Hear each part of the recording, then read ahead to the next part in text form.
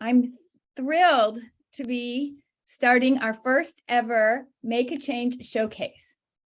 If you don't know me yet, I'm Barbara Bilinga. I'm the founder and the executive director of She Can. First, I just want to extend a really big hug and congratulations to each of our 5 scholars who completed the Make a Change projects that you're going to hear about. They're going to join us in a few minutes. It's really awesome. 150 people signed up for this call. So we have this amazing community of She Can people, and many of them came together to make this program possible. So I want to thank our scholars mentors, as well as several of our volunteer corps Power to Fly volunteers who advise the scholars on the projects and also helped us just put together this little event. And big thanks to our corporate sponsor, FIS, that you're going to hear more about soon. For those of you who are new to She Can, let me share some She Can basics. We work to build female leadership in post-conflict nations. That includes Rwanda, Liberia, and Guatemala.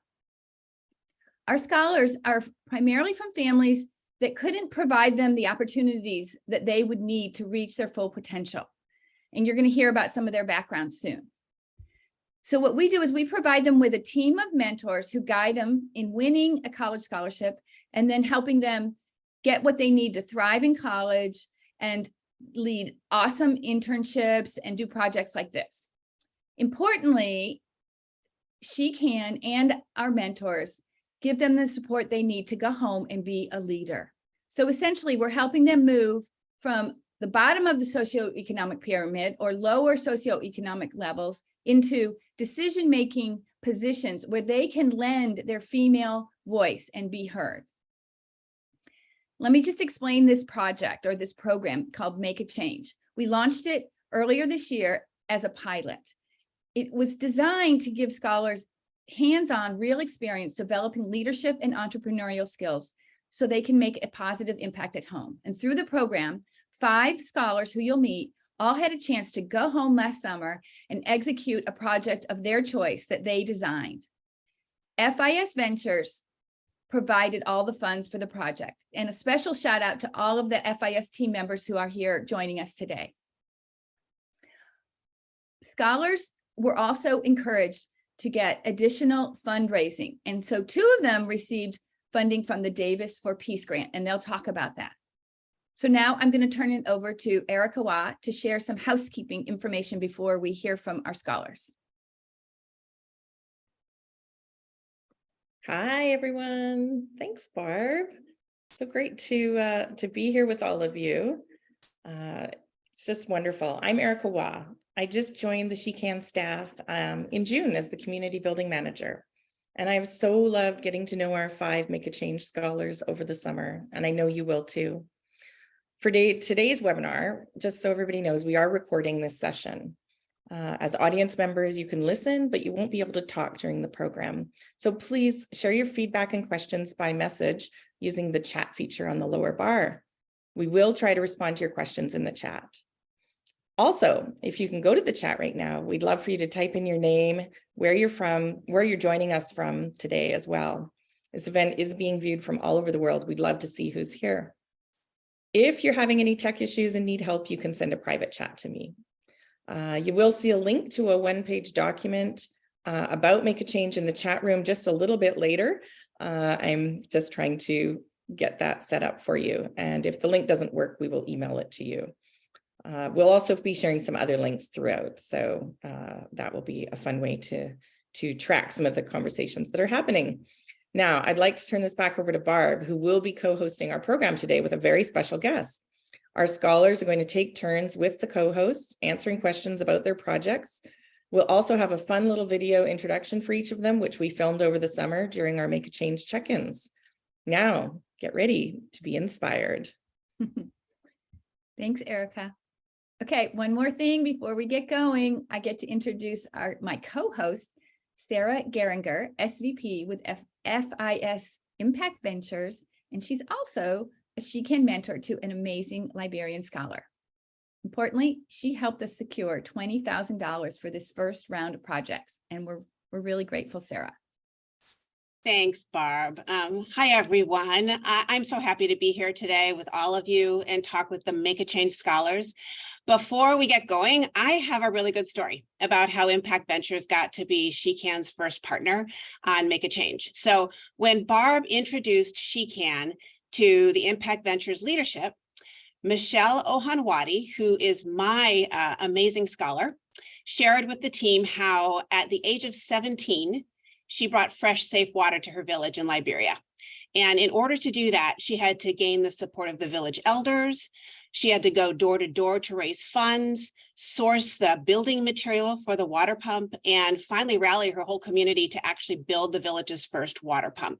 And that water pump now serves 500 plus people. So in the meeting, she also shared that her goal was to build another water pump.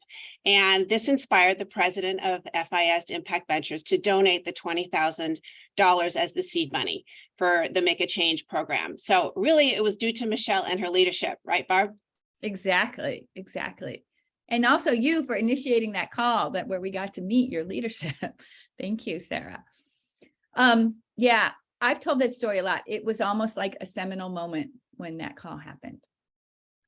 Are we ready to start the meeting with the scholars? I think so. Hope Mabazi is going to start. So Hope, why don't you come on screen? Barb, we Yep. do have a video to play that shows everybody's projects. Okay. Hope.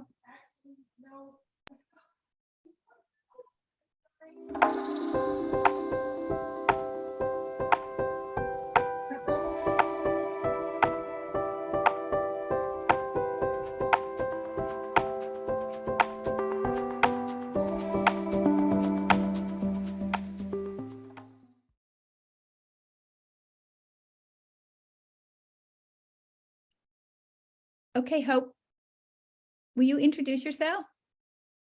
Yes, thank you, everybody. Thank you, Sarah and Barb, for having me. I'm Hope from Balazi, as Barb mentioned. I'm currently a senior at Lafayette College. We lost Hope.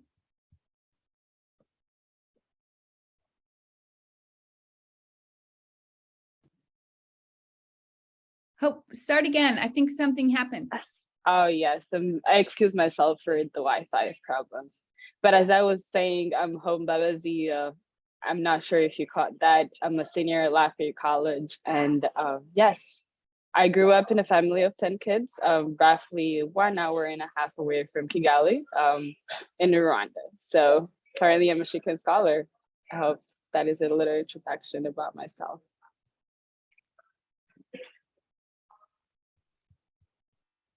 Sarah, you're going to ask the first question? Oh, I'm so sorry. Hope, I'm happy to meet you here and hear more about A Hand of Sabuka and this impactful project of yours. So we'd like to ask you a few questions. So I'm going to start. So you organized and ran a 3-day summer camp to teach kids transitioning from the streets valuable coding skills, as well as a new way to earn a living. So what was this all about? Yes, so first of all, I would like to just give like a brief introduction of what A Hand of Simbuka is.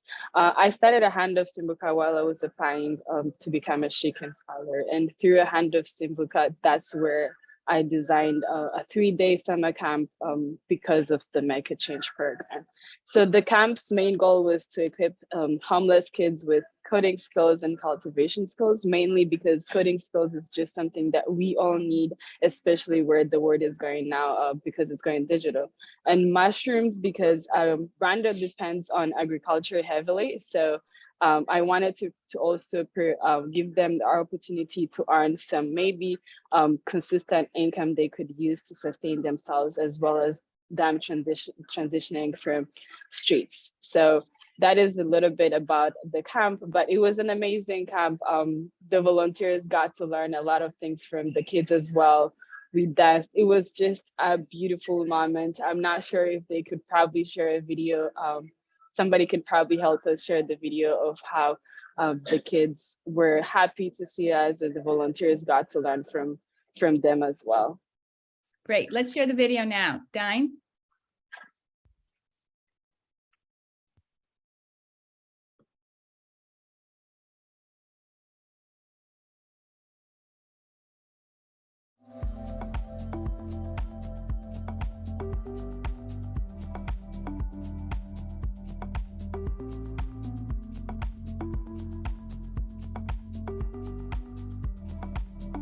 the last day, that's when I actually get to speak to them like as a Hand of Simca representative. And it was beautiful to see because I've already made friends with all of them. And every single minute I was just being grateful. It was just an amazing moment.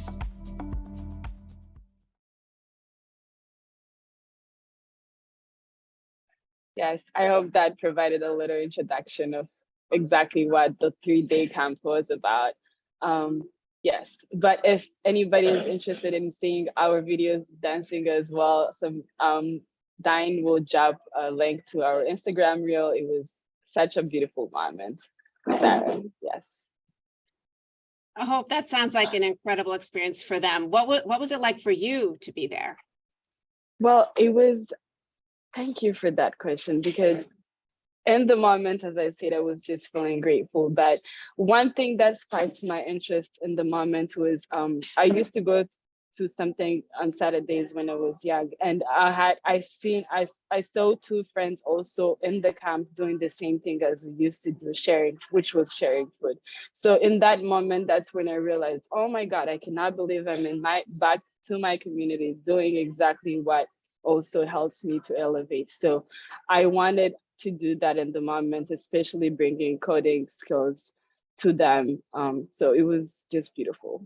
Oh, that's so awesome. Okay, Hope, tell us, you started that project, even before you came to the US as part of your She Can application, the Hand of Simca. Yes.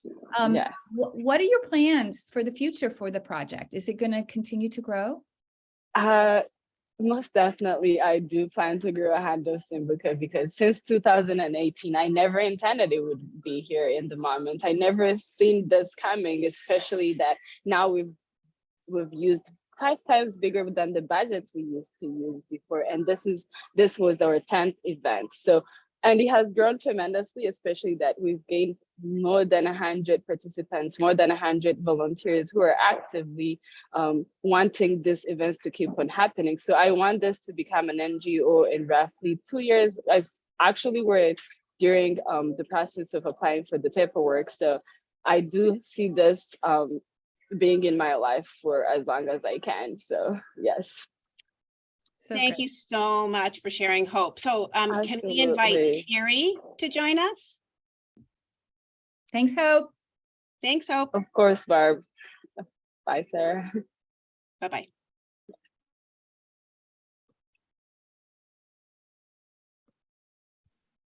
Thierry, are you there? Hi. Excellent.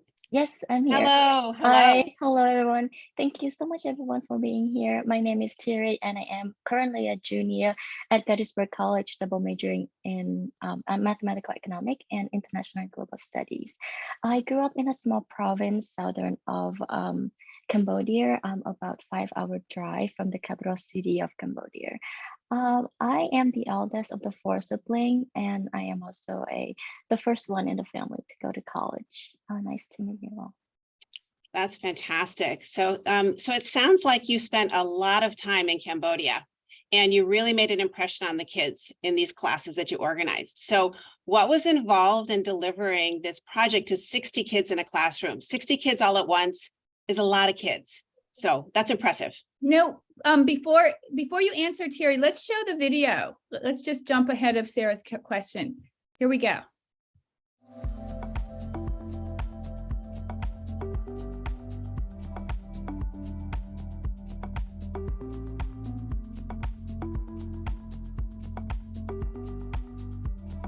This summer, I implemented a project in Madamong province, Cambodia, and I offer a intensive 1 month training to about 60 students on computer literacy skills. The last day that I was there, they were asking me, can you stay longer? Seriously, can you stay longer? And after I said I couldn't stay longer, they were like, is there any way we can continue this? Because I really love this class. That's terrific. So Thierry, yeah, tell us about working with those 60 kids in one classroom. Oh yes, thank you so much for your question. So I actually, with this 60 students, I separate classes into 6 different classes with different group with certain age range of students from 10-year-olds to 15-year-olds. But yeah, I was just wanting to with the Make the Change project and another grant that I got, I was able to raise enough funding to buy and provide about 10 computers to a local organization in Battambang province. And at the same time, implement this project with the organization called Youth for Peace Cambodia. So with the office in Battambang province, I was able to recruit these 60 students from local elementary school and high school. These students were involved with me for the whole 2 months of my program. And in order to achieve my objective, the goal of my computer literacy training, I first need to create a curriculum. And in order to do that, I do a focus group research with local students to understand their motivations and their need in learning the computer tools, like the computer skills. And after that, I implement the project. I oversee everything, including the trainings and including 1 week of digital research, like students do individual digital research, focusing on Khmer Rouge to study about our history, but also like having conversation about peace building with each other. So like it was really empowering and inspiring for the whole summer. Wow, Thierry, that's amazing. I'm interested, what was your motivation for doing this exact project? Thank you so much for the question. Yeah, so this is this project inspired by my personal story. When I was in high school, I was never introduced to digital tool like computers or internet connection, something like that. So when I was finishing high school and go to higher education, I didn't know anything about computer. So that's why I thought it's very important for like students to understand these tools before going to higher education. So I just want this for the other students to be, inspired, or even maybe if they have an early introduction, they might even have like an inspiration to continue in computer science or other like digital high skill. So yeah, I really love my project. There's a lot of difficulty in implementing, like there's a lot of challenge along the way, but it's also like a really impactful and also meaningful experience for me during the summer. I love every moment of it, and especially the kids, they're really sweet and they're just really inspiring. Oh, Thierry, that's so awesome. I love that your personal story inspired you to make a change, to do something different for your country. I love that. I love that. Okay, thanks, Thierry. Let's hear from Moon. And Moon is joining us from the UK, where she's on a study abroad semester. Hi, Bob. Hi, Sarah. Hi, everyone. My name is Moon Som. I am so excited to be here with all of you. And I would like to give a little bit about my background. So I was born and raised in Battambang province of Cambodia, which is around 7 to 8 hour drive from Phnom Penh, capital city of Cambodia. And I am a middle child among 6 siblings in my family. And both of my parents are rice farmers. And I am a junior double majoring in political science and critical identity study at Beloit College, Wisconsin. And currently I am studying abroad in the UK at University of Bristol. Awesome. Okay, let's see a little video about Moon's project.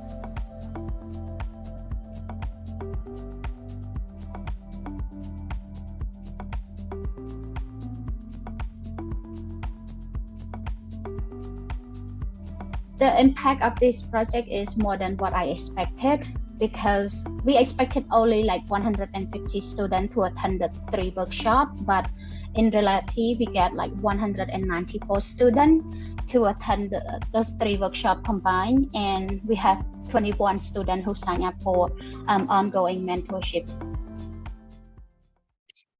Wow, Moon, such important work. So you ran workshops all over Cambodia. So can you tell us a little bit about what they were about and what problem were you trying to solve? Thank you, Sarah, for the question. So my projects focus on empowering women in higher education. This project inspired by my own story. And when I was in grade 9, my mom wanted me to get married because that is what everyone does when they reach 16 or 17 years old in my community, including my mom. And I grew up in a community like most of my female friends, dropping out of school, getting married, and have children and stay at home, take care of those kids. So it's become like normal transition to everyone, but I just like don't want that kind of life. And then I want to get, higher education and travel the world. So it was so hard for me to be the first person in my family and in my community to go to university. Like I have no one to ask about like what to prepare and what should I do if I am like from low income family and I want to get higher education and or study in a foreign country. So when I heard about like Make a Change program, I am so motivated to run a Earn Empower Women in Higher Education project, just to inspire and motivate young women to get higher education and maybe ready for university life despite financial constraints. So maybe one of them going to be future She Can Scholar, hopefully. I hope so. I kind of think that's going to happen. I think you started a chain reaction, Moon. Tell me, I know this was hard. What do you think made it successful? But maybe I should say, how did you make it successful? Sure. Thank you, Bob, for the question. So my project was a pilot project and to be a role model project for those young girls who are like looking for help regarding higher education. So my project divided into 3 important elements. First, I ran a one-day workshop in 3 different provinces across Cambodia. And this workshop was to inspire young women to get higher education, showing them the role model, like who have the same background, and they got access to higher education and they can transform their life. And those women who come from like, low income family and now they have like a good careers in the society. So this means that I invited successful women in terms of education and life as a guest speakers to help them understand why higher education is such a really important, especially for young women in rural area, and how to access higher education through scholarship like She Can and the others. And second part of my project is to provide mentorship program. So I match 21 high school students with college students to learn more about college and help them find like scholarship inside and outside of Cambodia. And last but not least on my project, I bought like supply for study material like pencil, notebook, and those leadership books to put in library of each high school I visited. And before I left, I encouraged those participants to share what they have learned from my workshop with fellow students and whoever need those inspiring message for their life, and hope it is going to be a sustainable journey for everyone. Thank you. Wow, Moon, so impressive. Thank you for sharing that. Okay, let's invite Siang up. Thanks, Moon. Hi, Siang. Oh, I think you're muted. I got it. Thank you. Hi. Hi, everyone. My name is Xiang. I'm a senior at Bucknell University, and I major in global management. There are 5 members in my family. My dad is a security guard. My mom stays at home, and I have 2 brothers.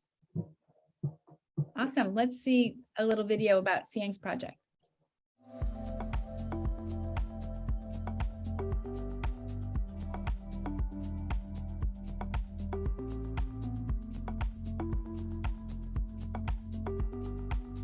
The school is very well known in the past because it's unique in terms of it's created based on the trash that we collected, for example, water bottle or beer bottle. I help the students on the mountains in Cambodia to access internet and computer. They really like the class, which makes me really happy, and they really enjoy the sessions. I want those students to have a space where they can go beside their home to spend time, to learn, to read, and to see what's possible in the world. That's terrific. So Siang, I know that you're in Korea right now, right? You're on a semester abroad after your summer in Cambodia with the Make a Change project. That's super exciting. So can you tell us more about the project for this coconut school? And it's up in a mountain pass, right? Yes. So I've received 2 grants, one from SheCan and one from the Davis Project for Peace. So with those 2 grants, I built a library for the coconut school on Kiriram Mountain, bought 8 computers and trained 24 students in basic computer skills. So why coconut school, you may ask? It's a school that is free for students on the mountain, and it's made out of recycled materials such as bottles and car tires. And I worked very closely with the school principal. And during my time there, I also worked very closely with my older brother and friend. So it was almost like a family trip to go to the school for 3 days and train the students. Okay. When we did a little practice run, we talked about that there's more to your project than what you're telling us. So what else did you do? Tell all. Yes. So it was a little challenging for the project because my time I had only 2 weeks to go to Cambodia. So the challenge was that the school principal wife with his kid was due, and the time challenge has pushed the project timeline further and further, and I only had a week left. But at the end, the baby finally came out, and then we were able to execute the project. No, Siang, tell us about the library that you built. Oh, so the 2 months before I went to Cambodia, we arranged the library construction. So the majority of the funds went to the library construction, and Diane, if you were able to bring up the pictures. So on the left, it's a typical school. So this classroom specifically is made out of car tire, and the new library that is built has a proper walls and shelves for the students. So it's a very comfortable space for them to study that protects them from the wind and rain. So this funding that you got built this building on the right, the library. And Yes, you helped, you directed the building of that from afar before you arrived to implement the computers and the training. That's amazing. I think what's amazing is that you didn't tell us about the library in the beginning.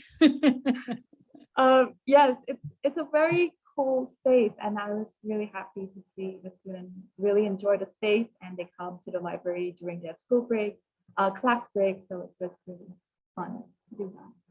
Awesome. Okay, how do you think this is going to impact your role as a leader in Cambodia? So this project started, I must say, because I really love libraries, and because home was not a very comfortable place for me to study. So I really wanted students to have that space. And when the opportunity came, I applied for 2 grants and I received it and I built it. So it was really impactful for me. And one of the grants is called Project for Peace. So it made me think about peace and how I define it. So I think that to me, peace is not leaving anyone behind, and I'm gonna stay by that motto for my personal life in career. Terrific. Well, thank you so much for sharing, Siang. So why don't we invite Sochia up to join us now to tell us about her project. You know, I'm actually amazed. This is the last scholar, and I can't believe all of these fabulous projects. So anyway, Sochia, hello. Hello, everyone. I'm so excited to be with you all today. My name is Suchia. I'm currently a sophomore at Beloit College. I'm originated from Siem Reap province where the Angkor Temple is located. So I have 4 members in my family. My dad is a clothes seller and my mom is a government worker who works at the Ministry of Labor and Vocational Training. I am the only daughter in my family who is able to pursue higher education. I was so influenced by my amazing mom. Even though she does not get a college education, she does something amazing throughout her life. She trained factory workers about labor law. I'm really motivated by her leadership and aspiration of empowering workers from being exploitation. So that's why I'm really grateful to be here in the US getting an education and changing Cambodia in the future. Thank you. Wow, thanks for sharing that, Sochia. I know it was impactful to me when I met her. She's amazing. Okay, let's watch a little video about Sochia.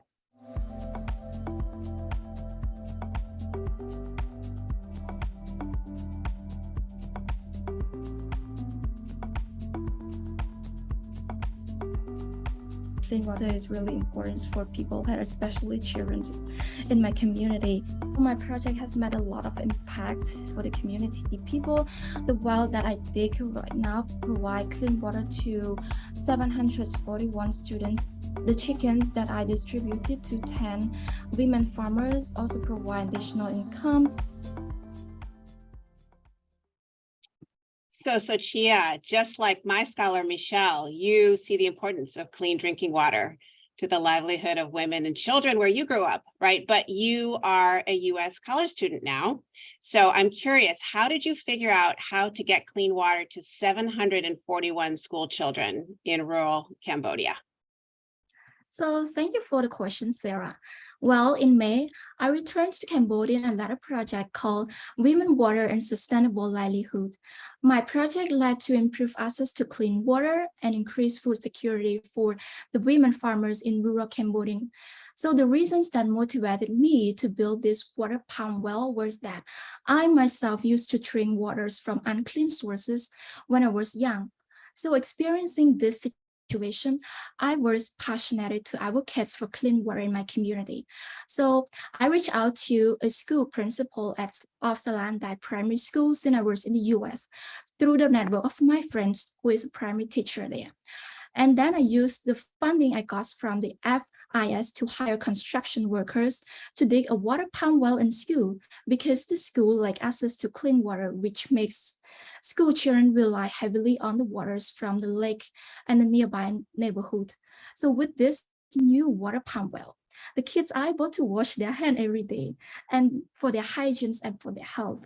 So I was so excited. I was so excited to see the joy on the kids' faces once the water pump well was built. Awesome. I love hearing about that, but I know there was more to your project. You also helped 10 women develop the skills to get an additional source of income by training them to raise organic chickens. Tell us about that and how it was linked to the pump and the well. Yes, Bob, I did my poultry farming in the same community where I built the water pump well. So the motivation that made me implement this project is because most of the women in that community are factory workers and farmers who lack both financial resources and skill to start their own farming. The whole community itself lack access to clean water, which made the poultry farming fail. The death rate of the chicken is higher. So that's why I organize intensive training on how to raise an organic chickens, make their own chicken food, and provide regular vaccine, which are really helpful to maintain higher output and reduce the chicken death rate. And then I provided 10 small chick and chicken food for the 10 families I trained. With those resources and access to clean water, they are able to start their own farming and the chicken grow better than what they have expected. And the additional income they get from raising the chicken does not only help support their family, but also they are able to send their kids to school. You know, what a woman farmer told me. She said her family has the ambition to expand the poultry farming if they got more income from selling the chicken. So the knowledge that they got from the training will continue to spread to their friends, their relatives, and other women in the community. And the whole community itself benefits from the project. Wow, that's amazing, Sochia. Thank you so much.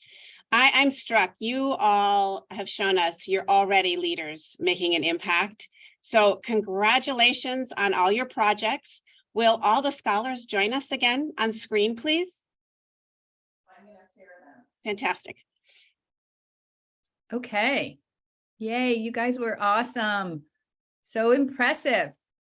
Sarah, what do you think? Let's recap, okay?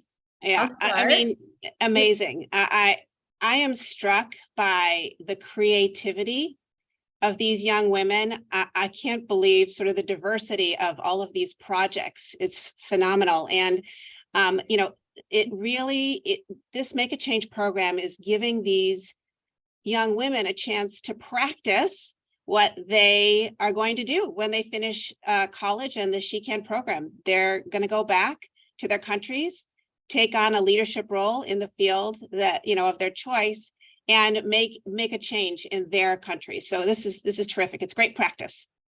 You know, I'm struck also by the fact that everyone was motivated by their life before they came to the US. And we focus on women from families that, you know, aren't, you know, don't have a lot of, can't offer a lot of opportunities, because we believe that they experience many of the problems that they can go home and change. And so that's exactly what happened here. And it's really impressive that that you all were able to take your growing up experience and turn it into a project for good that FIS was able to fund.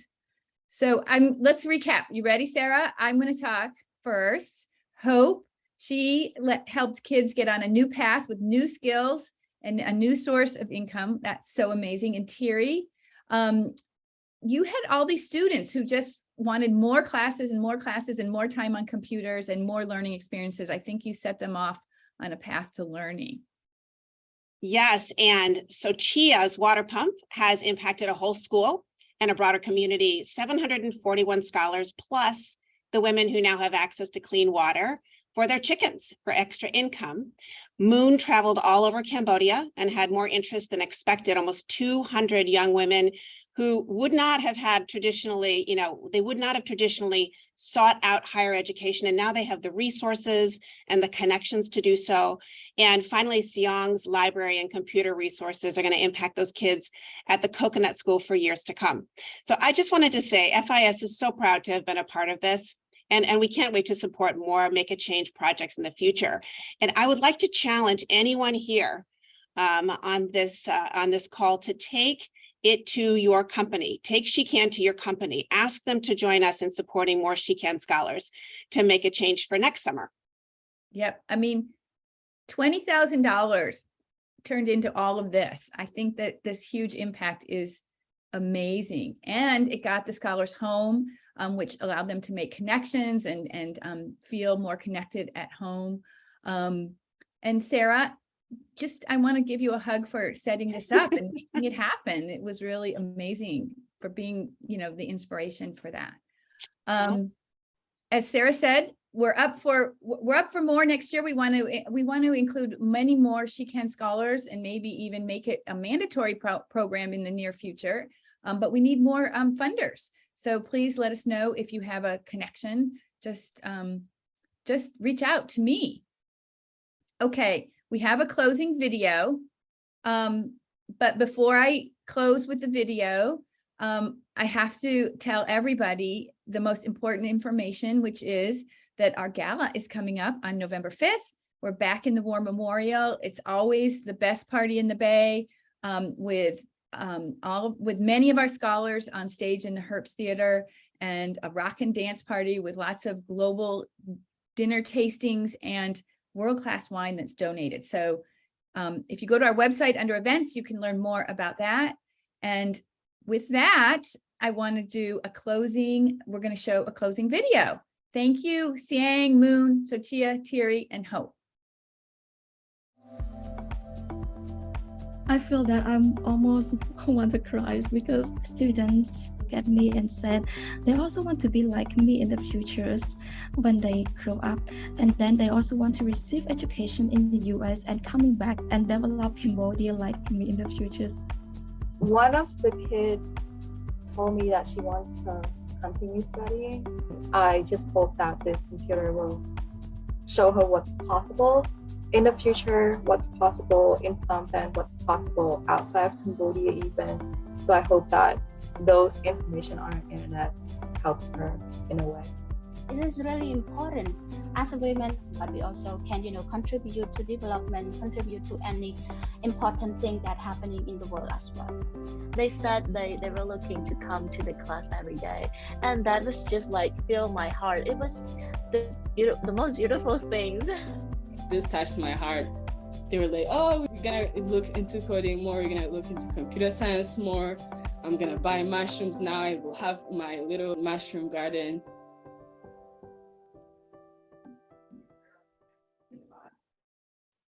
Okay.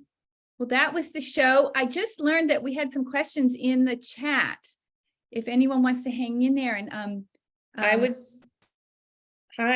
Barb. Hi, everyone. I was trying to get Barb's attention before we did the closing video, but we do have a couple of questions in the chat, and we have a little bit of more time. So if the scholars can stay on, let's just see if I can pull them up for you.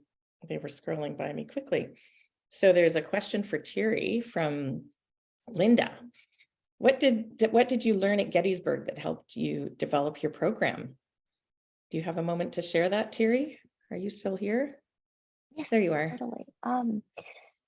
What did I learn at Gettysburg? I think this is what I learned in the process of being in a college in general, of why do I need a computer knowledge and why do I need to know how to use digital tools nowadays, because the world is moving toward digital technology. And yeah, I just felt like what I learned in school, it's basically research skill that I adopt in class. It was also the skill that I need to like organization skills, a skill to use software that is needed in the college career, and also even work life in general. So what I learned at Gettysburg, what I think most college students can speak to, basically research skill, and also other organization time management skills. In addition, I also, from Gettysburg, I got a lot of support from my peers, my professor and staff member, that I was able to develop and develop this proposal and also this project based on my peers at Gettysburg, their input and their insight. Perfect, Thierry. Thank you. Is there another question, Erica? Yeah, I thought there was another one in there and I'm not seeing it. So if there's somebody who had a question that I didn't see, just throw it back in the chat and we can. I've got that question. Cheyenne Cheyenne had asked, and I think this was for CEA, or maybe she asked, how do you develop the curriculum for teaching computer skills? Maybe it was you, Thierry. Yes, so it was mostly based on personal experience because the kids have never experienced learning computer before. So I used the first lesson that I had that I still remember using Mario typing and the basic skill that they need. Also, my older brother is a software engineer, so he knows a lot of basic things that kids need to learn as well. So with him, we develop a curriculum and then teach the students.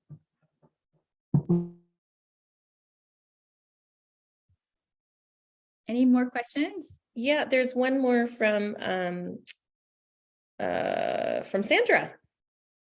Sandra says, Hope mentioned that she's setting up an NGO to continue the work of her project. Are any of the other scholars intending to build on their projects in the future? Great question.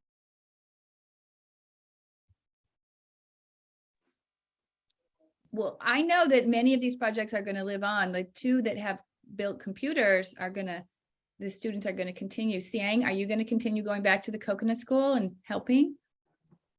Yes, so I developed or planned this project with sustainability in mind.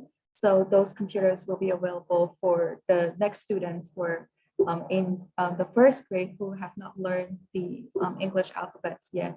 And it's also available to the community on the Coconut Mountain. And I would see myself going back home and check in with this project moving on. Anyone else have plans? Thierry, you had some ideas. Do you want to share any of Yes. them? Totally, yeah. So my project, when I developed this project, I was built with sustainability in mind.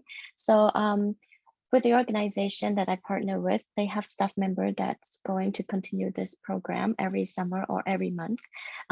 It's also based on the volunteer basis from students that I train this summer. So I also train like a group of students, and then they were able to use my developed curriculum to continue this program and continue developing it years to come. And the computer is going to be at the organizations years to come. So. Okay, Moon, are you going to encourage the students in your class to apply to She Can? Yes, absolutely. I also encourage them to, I think a few of them have already contacted me, like to help them on application. So hopefully this year they can apply. Well, I hope so too. I'd love to. They're exactly the type of young women we want in our program. Okay, any other questions from the audience? Sarah, Yeah, you and I'm I- just looking. Is it, do you two have any more questions? I'm not seeing anything else come in. So, oh, wait, there's one more. From Eleanor, what is the plan for next summer? How much funding is available? That's for Barb. That's for me. Such a good question, Eleanor. Thank you. We are talking with a couple of companies right now who are interested in funding it, but we don't have solid funding. So just as Sarah and I said, if you think your company might be interested, it's a really good opportunity for employee engagement, to get your employees involved, to publish this in social media, the impact that you're helping everyone make. So we need some more companies for next summer. Thank you for asking, Eleanor.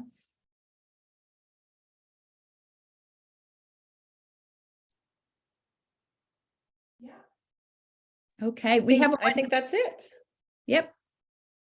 We have a document that we'll email to all of you that you can send to your company or show them that gives you the benefits of the program. And so once again, I think we lost hope, but I think you all knocked it out of the park with your projects and with this showcase. And Erica, thank you for such a great job. And Sarah, again, you're the best for getting all the funding together and helping us move this project along. It's wonderful.